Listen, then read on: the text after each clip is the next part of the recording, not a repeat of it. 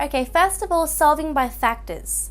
In this section, all you need to know is that if a times b equals to 0, okay, then either a equals to 0 or b equals to 0. Because one of them, a or b, one of them must be 0 in order to make the product equal to 0, right? Okay, it's just a bit of common sense.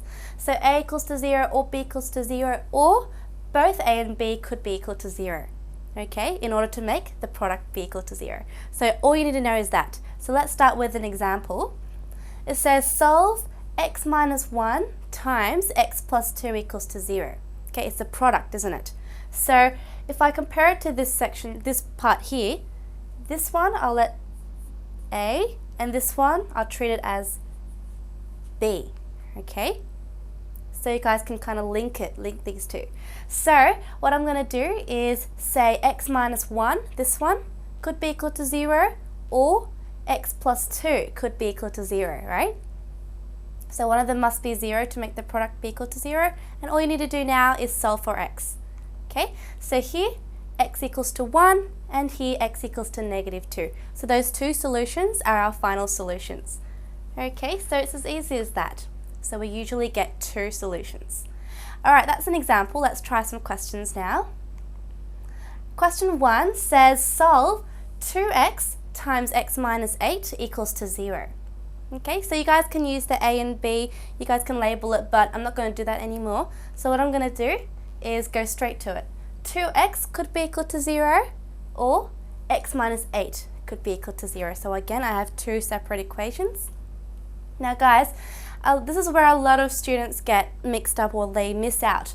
2x is also part of the product, so make sure you include that equal to 0. Some people tend to miss it because it doesn't have a bracket.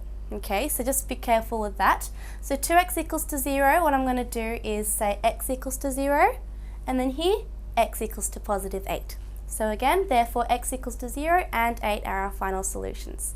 Okay, so again, very simple. Let's move on. Question 2. It says solve x minus 3 times x plus 7 equals to 0. Again, it's a product, so I'm going to say either x minus 3, which is this one, could be equal to 0, or x plus 7 could be equal to 0. Okay, I have two equations. Now solve for x, guys. Very simple step. X equals to 3, or x equals to negative 7. Okay, and that's our final solution.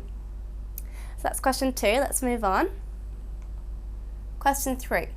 Solve 3x minus 4 times 2x plus 7 equals to 0. So I'm going to do the same thing.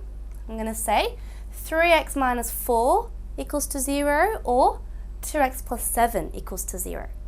Okay, so set them out side by side, and I'm going to solve them individually step by step because these two require a little bit more of the steps than the previous question.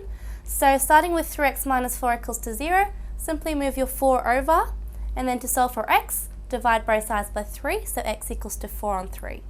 And same with here, 2x equals to negative 7, okay, and then to solve for x, just divide both sides by 2, so x equals to negative 7 on 2.